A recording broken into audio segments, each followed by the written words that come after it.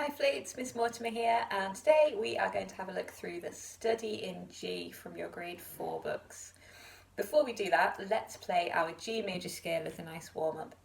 So we'll play G, A, B, C, D, E, F sharp, G, and then carry on A, B, C, up to our high C, and then we'll stop and have a look at the high notes beyond that. So let's do that first. G up to high C with an F sharp in. 3, 4.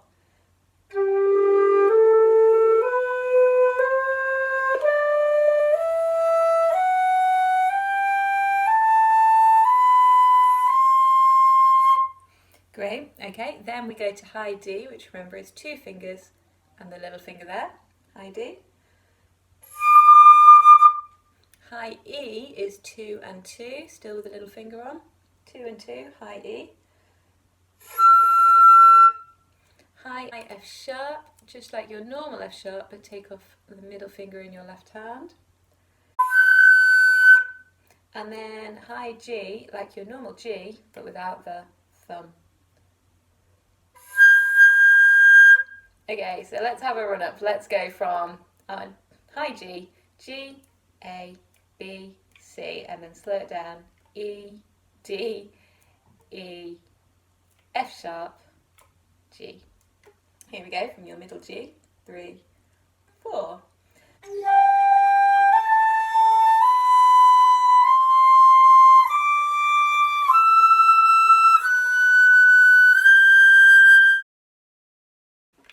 Okay, so on to our Study in G. Now, a study is a piece of music that's written to improve your technique. So when we're practicing it, we're going to be a bit clever, and rather than playing it from top to bottom, corner to corner, we're going to try and zoom in on what aspects of our flute playing technique is it focusing on, and we'll think about those when we practice.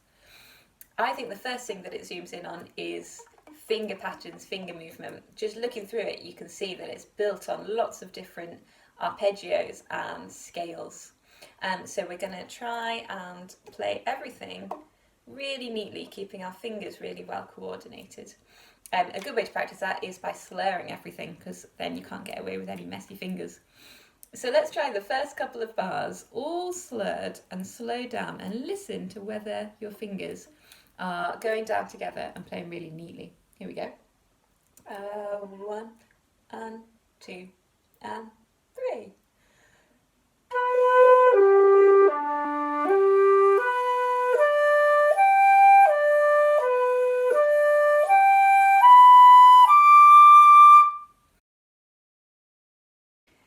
Okay, now let's try the last 2 bars of the first line, again with our fingers slowed down and slurred so that we can listen to them moving really neatly. 2 and 3.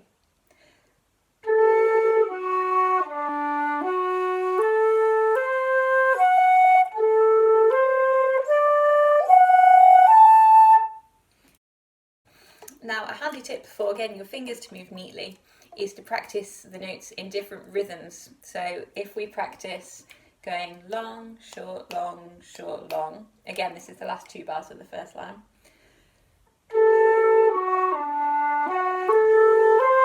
Or short, long, short, long.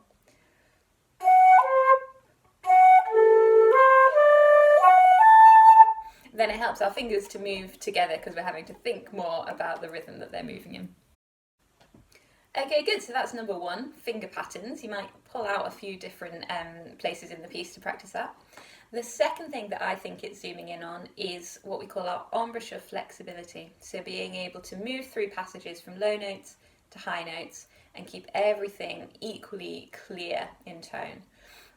Again, if we just look at the first 2 bars, we're going all the way from the lowest D that we know on the flute to our highest D that we know.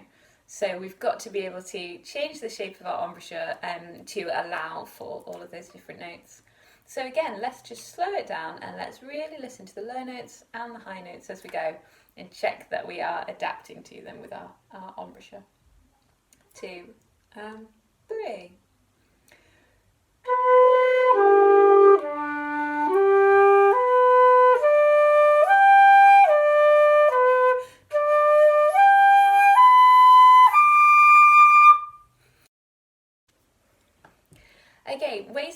improve your embouchure flexibility, our long notes are always good. So let's choose our D. Let's try and hold our low D as a really nice strong long note.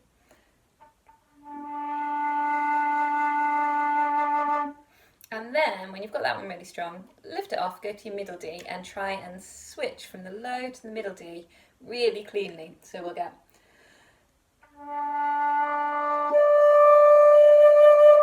and when you can do that one, go from your middle D to your high D.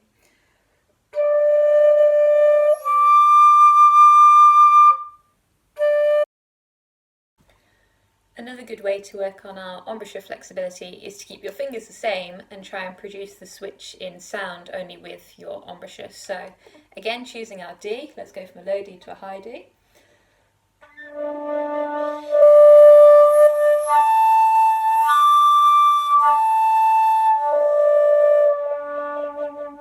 And all I'm doing to produce that is just pushing my chin forwards a little bit and aiming the air gradually higher and higher.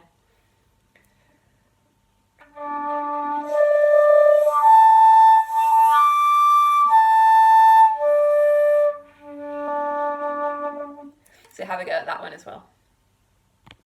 Okay, and again you might just want to pull out a few different places in the piece where you're going from low to high or from high to low, and check that all of the notes are equally clear.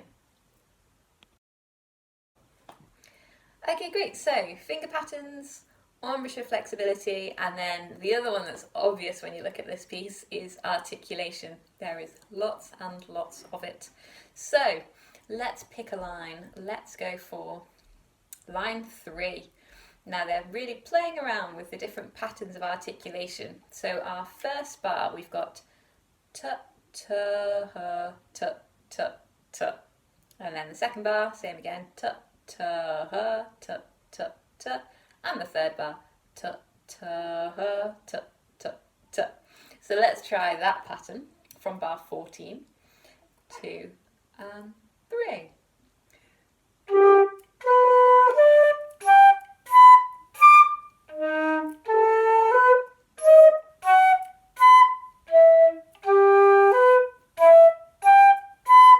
And then t, t, t, t, t, t, or staccato, t, t, h, t, t, t. And then t, h, t, up to our high D. So the second half of the third line from your high A, 2 and 3.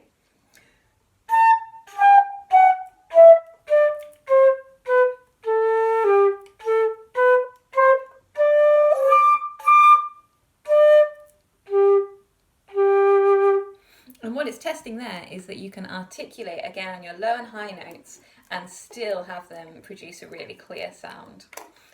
Okay, so again, have a look through the piece, see what different articulation patterns you can find. Good ways to practice articulation patterns.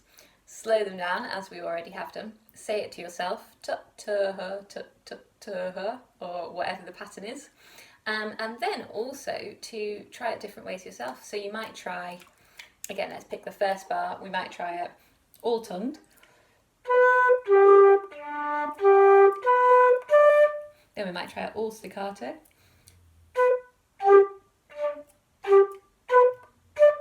And then we might try it with the pattern that's been written.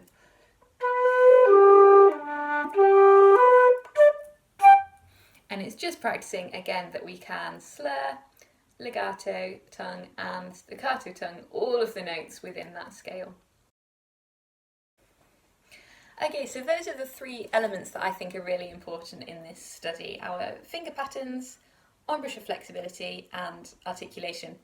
What I would do with this piece is pick out one line each day and go through it thinking about those 3 things.